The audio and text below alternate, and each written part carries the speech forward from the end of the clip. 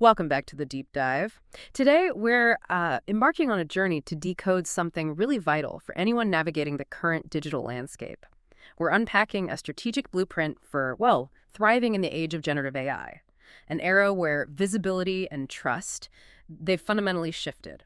Our mission today really is to shortcut your understanding of the Authority Content Engine, or ACE protocol. And this isn't just another buzzword, okay? It's a strategic framework. It's designed to make your brand not just seen, but actually cited by AI. Think of it as engineering content that educates, converts, and truly stands as a beacon of trust amidst all the digital noise out there. What's really fascinating here, if you look at the source material, is how it frames the core challenge, the one we're all facing now. In a marketing landscape just completely inundated with information being the answer, not just, one of 10 blue links, that's the new currency. It's invaluable. Our deep dive today will reveal exactly how you can achieve that authoritative, citable position. Right. So get ready to discover how to build content that doesn't just chase those fleeting clicks, but engineers genuine trust and generates a truly measurable, lasting impact on your business. All right, let's dive right in then. The source material kicks off with a pretty bold claim suggesting there's a broken corporate model at play. That's a strong statement. What exactly is this referring to, and how does it set the stage for, well, everything else we're discussing? Yeah, it's a powerful starting point. The document highlights a corporate system that promises stability, a good career path, right? Yeah. But often it delivers a layoff notice instead. It describes this not as a bug, but as a feature of a design built for overhiring, bloated budgets, which ultimately just burn through capital. Leaves companies quite vulnerable.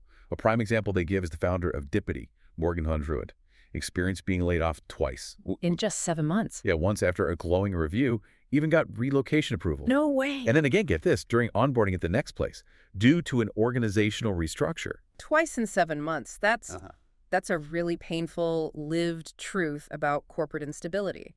It really brings home the personal stakes behind this whole anti-bloat model, doesn't it? So the Authority Content Engine wasn't just some abstract idea thought up in a meeting. No, not at all. It was born directly from this kind of, well, frankly, this kind of pain. Precisely. ACE didn't emerge from a boardroom brainstorm. It was a direct response. It's conceived as an alternative architecture, a system for scaling a brand's influence and revenue without needing that bloated headcount.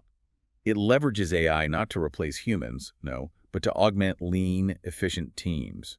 The core mission, truly, is to empower founders, help them achieve durable growth and own their freedom without those risks of overhiring, risks that are just so prevalent in the traditional corporate model. It's about resilience, self-reliance. Okay, so for years, content marketing felt like a game of scarcity, focused on keywords, clawing your way into those top 10 spots on Google. But with AI becoming so pervasive, how has that entire model been fundamentally reshaped? What's the big shift we're talking about? The shift is profound. Really, it's almost a paradigm change. We're moving from just tactically chasing keywords to strategically establishing a verifiable, citable brand. Content is now seen, or should be seen, as a measurable business asset, starting with deep market research, understanding audience intent, not just random acts of content creation hoping something sticks. The data from 2024, 2025 is pretty stark. 98% of marketers use AI somehow. 98%? Yeah, and 29% integrate it daily. Over 90% plan to use AI tools in 2025. This isn't some fleeting trend. It's a foundational change in how content works, how it drives value. That's a huge number. And as these AI-powered search features like AI overviews, AI mode, as they continue to roll out, we're seeing AI synthesize direct answers right there on the results page, often citing, linking directly to authoritative sources. So it's not just about ranking on page 1 anymore, is it? No, not at all. It's about fundamentally being the definitive, citable answer. That's exactly right. The whole competitive axis has moved. It's no longer just ranking on page 1. It's about being the definitive, citable answer, the objective now. Be the source that AI trusts enough to cite directly. And this new form of distribution, where AI is kind of a curator, it drives incredibly high-quality, engaged traffic because it's a direct response to a user's specific query. Makes sense, right? Yeah, totally. The top frustrations for content marketers now. In 2025, 77.6% struggling to rank, 70.6% unable to meet user intent. These stem directly from a failure to adapt to this new standard. The new bar for content isn't just good, it has to be complete, clear, and trustworthy. This idea of authority as the most durable, capital-efficient asset a brand can build, that's really compelling. How does content actually build this kind of authority, especially in this new AI-driven world where the game's changed so much? Well, it necessitates a return to depth. Long-form content, for instance, is now a strategic imperative, not just a nice-to-have. The average word count of top-ranking Google content, around 1,890 words, and pieces between 1,500 and 8,000 words are significantly more likely to earn social shares and backlinks. 8,000 words. Oh, wow. Yeah, but this isn't a vanity metric. This depth forces the creation of truly comprehensive, well-researched pillar content that covers a topic from all angles, satisfying both complex audience needs and the new requirements of AI search engines looking for complete answers. Okay, connecting this to the bigger picture. The Wow. source mentioned manual link building has dropped off significantly from Yeah. like 38% in 2024 down to just over 21% in 2025. So it sounds like authority is truly earned, not transactional now. You can't just buy your way to the top anymore. Absolutely. Earned, not bought. The conventional user journey search, click, conversion that's rapidly being replaced, the new funnel, it's much more direct. A conversational query to an AI, the AI response gives a direct answer and, crucially, cites your brand. This then leads to a direct branded search for your company, maybe the founder. Ah, so they search for you specifically. Exactly. And then conversion. The goal is no longer just to be found, it's to become the de facto cited source, a position of undeniable authority that leads directly to highly qualified traffic and real business opportunities. Yeah. Companies like Ahrefs, Exponent 21, they're cited as phenomenal success stories here, building these content flywheels that just naturally attract citations and backlinks because their content is so inherently valuable, so trustworthy. So given all these dramatic shifts, what's the foundational philosophy behind this ACE protocol? What are its core directives? How do they challenge the sort of conventional wisdom for growth? Well, the ACE protocol is really born from that fundamental critique of the traditional corporate system we talked about. Its core directives reflect a mission to build durable, lean growth, almost like a counter-narrative. First, market-driven insights. All content has to be rooted in tangible problems, real solutions, reflecting what genuinely works in the real world, acknowledging the struggles companies face, like with those broken corporate models, over-reliance on headcount. Okay. Second, real-world application. ACE exists to teach founders, executives, how to scale without needing a bloated headcount, linking content directly to their core, differentiated expertise.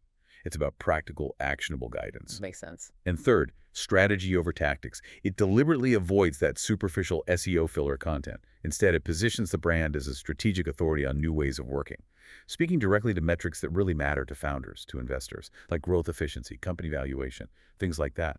It really sounds like the founder's own story isn't just an anecdote then. It's actually a powerful business advantage, anchoring the whole framework in a very human, relatable, and deeply experienced truth. Exactly. It provides authenticity. Okay, let's talk implementation. Phase 1 of ACE is analyze and architect. This sounds like laying the absolute non-negotiable groundwork. What does this involve before brands even think about writing a single word? Right. This phase is where the philosophy gets translated into a concrete, data-driven blueprint. It's about meticulously defining the target audience and their acute pain points, making sure every single piece of content created is a strategic business asset, tied to a core stage in the buyer's journey: awareness, consideration, decision. It's not about guessing. It's about knowing exactly who you're speaking to and what specific problem you're solving for them. The source really emphasizes this problem-first approach.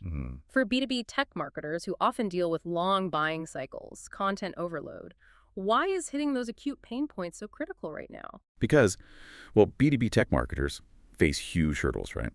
Extended buying cycles, complex decisions, buyers just completely overwhelmed by content that often isn't relevant. Early stage startups especially, they need to raise brand awareness, explain complex products, often with very limited resources. So the problem-first approach recognizes the most valuable content. It directly addresses these acute pain points. It cuts through the noise like a laser. Goes through the noise, I like that. Traditional marketing often uses a spray and pray approach. Yeah. You see companies publishing 16, maybe more, blog posts a month. ACE counters this inefficiency.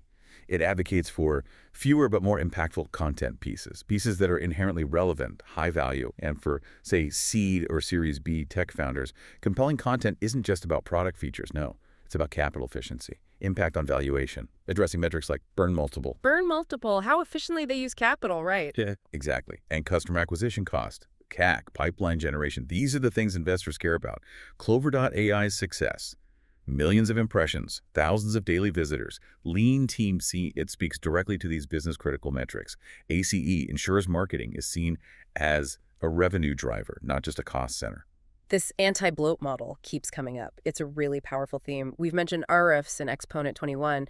Can you just quickly remind us how they exemplify achieving enterprise-grade growth with a lean team using this kind of blueprint? Absolutely. Think of it like this. Ahrefs scaled to over $100 million in annual revenue, with only 50 employees. 50. Yeah, achieving over $1 million in revenue per employee. And they did this with no external funding, simply by focusing on a content-first strategy that basically educated the market at scale. Similarly, Exponent 21, they achieved a staggering 4,162% organic traffic growth in under a year and generated a multi-million-dollar pipeline purely from inbound interest. How? By building a flywheel of content specifically for AI-driven search. These examples aren't just nice stories. They validate the lean team philosophy at the heart of ACE. It's also worth noting the ACE protocol is designed to serve three core archetypes at the same time. Tech founders, they need content on capital efficiency, repeatable growth. Enterprise stakeholders, CMOs, CEOs, VCs, they need data on ROI, pipeline generation. And SaaS marketing teams, they need those tactical frameworks, AI tool tutorials, ways to produce high-quality content with limited resources. Okay, so once we've thoroughly analyzed and architected our strategy, the next phase is create and credential.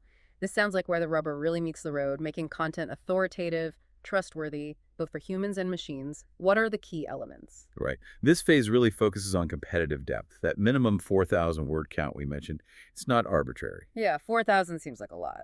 It is, but it's a strategic necessity. Research consistently shows long-form content, say over 1,500 words, is far more likely to earn backlinks, social shares. Remember, the average top-ranking Google content is around 1,890 words, so 4,000. It's pushing beyond the average significantly. This length requirement is a deliberate anti-fluff directive. It forces comprehensive, well-researched pillar content that covers a topic thoroughly, and the outcomes are tangible. Better SEO, more social shares, better lead gen, strategic backlinks, more chances for calls to action. Plus, it significantly increases time on site, lowers bounce rates, all signals of quality search engines. So the days of dashing off a quick 500-word blog post during a coffee break are, well, they're pretty much over then. Sounds like we're moving into the era of the content epic. You could say that, yeah. But this brings up a crucial point. How do we make content verifiable by machines? This idea of encoding provenance and authority for the AI age. Yeah. It sounds critical, almost like a digital fingerprint. It absolutely is critical for this AI era. The key insight here. AI isn't just reading your content, it's parsing it, analyzing structure, origin. So we're essentially writing content that acts as a verifiable digital fact sheet, engineered for machine comprehension. First, we establish the founder as the canonical entity SEO, for instance. Yeah. It's about teaching search engines to recognize concrete entities, like a specific person, a company, a unique product, recognizing them as authoritative sources, not just matching keywords. Okay, so it's about recognized entities. Exactly. The founder's personal brand is architected right into the content engine as a strategic asset. Using schema markup, that's structured data that helps search engines understand your content, a founder's experience, like Morgan von Druid's, can be identified, contextualized for machines, linked to their professional profiles. This removes ambiguity. It powerfully signals to search engines. This content is authored by a trusted, identifiable expert. It embodies EEAT. Experience, expertise, authoritativeness, trustworthiness, Google's quality signals. Precisely. Second, we focus on citable sources and proof of origin. To combat AI hallucination, which is a real issue, ACE requires a robust system of provenance.